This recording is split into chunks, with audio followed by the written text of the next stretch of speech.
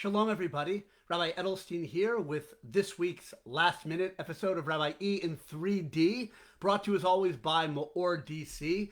3D is the video I do. The podcast is now called Rabbi E in 3. The latest one I dropped today, it's about my post-vaccine thoughts. Got my first dose of the vaccine yesterday, so check that out, Rabbi E in 3 podcast.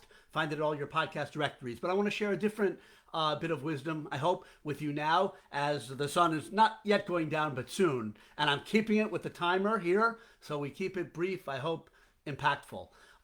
This week, we read two Torah portions on Shabbat. Vayakel Pekude, we finish the book of Exodus. And the end of the book of Exodus discusses the building of the mishkan, the tabernacle, the miniature temple, if you will, that the Jewish people traveled with in the desert. And the Torah goes into intricate, exhaustive detail on every aspect and every dimension and every material used in building the tabernacle and all of its holy vessels and utensils.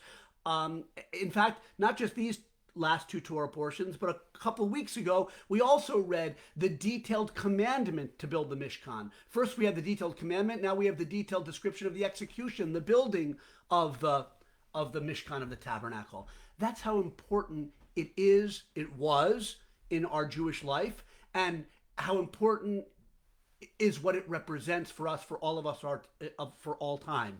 Now, what was it in the Jewish people's life at the time? Well, the Torah calls this tabernacle Mishkan Ha'edus, the tabernacle of testimony. What does that mean? So there are many ideas. One, the ark, the holy ark, which contained the tablets of the Ten Commandments, was contained in the tabernacle. Truthfully, the whole Mishkan was really, in a sense, built around that ark, and the Ten Commandments represent the rest of the Torah, which is the covenant between us and God, or the description of how we can live that covenant. So the Mishkan, the whole tabernacle itself, testifies to the special eternal covenant between God and the Jewish people, as exemplified or embodied, if you will, in the tablets of the Ten Commandments. But another idea of the Mishkan, why it's called the Tabernacle of Testimony, is because we did a really bad thing as a people called the sin of the golden calf. And that was in last week's Torah portion, unbelievable cataclysmic event, how it happened, mind-boggling. But in any case, Hashem was ready to remove himself, or remove us from this world. Moshe interceded, and actually we were forgiven, and we had revealed to us beautiful prayers to address God with forever after, called the 13 attributes of compassion. But in any case, our building of the Mishkan, of the tabernacle, in many ways was a rectification of the sin of the golden calf.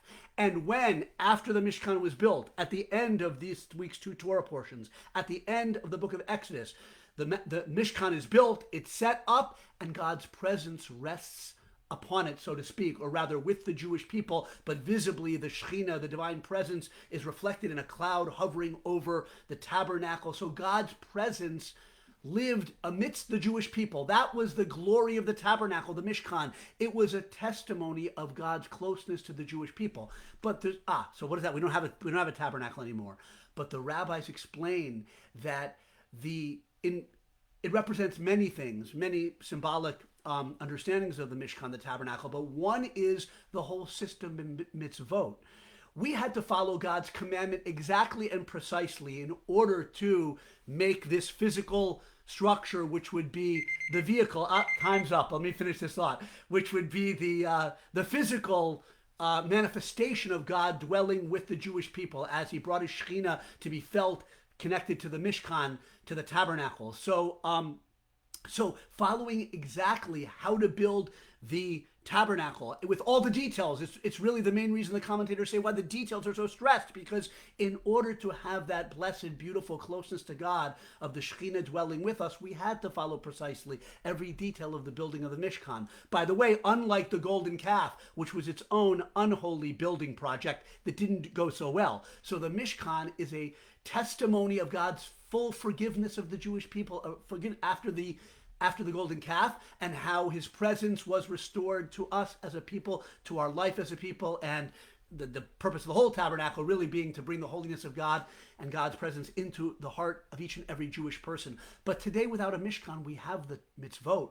We have 613 mitzvot, and the purpose of living a life sincerely and passionately guided by the mitzvot is to bring Hashem's presence into our homes, into our lives, into our hearts, into the street outside when we're living together as a people, following the Torah in our holy land. That's the ideal place to bring the Shechina, the divine presence, down. But wherever we are as individuals, as communities, the purpose of the mitzvot is the same as the mishkan, to bring down the presence of God into our lives and thereby elevate our lives, unify God's presence into every aspect of our life in this physical world. Shabbat is a rest from the building of the Mishkan. You're not allowed to build the Mishkan on Shabbat. Shabbat, of all the 613 commandments, is one of the main arteries, if you will, of the spiritual lifeblood pumping through the Jewish people's body, soul. Wow, a lot of metaphors there. Wow, I'm mixing a bunch of metaphors. I'll leave you with that. But the point is, Shabbat is itself, they say, a tabernacle in time, as it were, to bring Hashem's presence into our lives, into our homes, into our hearts. Have a wonderful Shabbat. Thank you for listening, and good Shabbos. See you next week, I hope.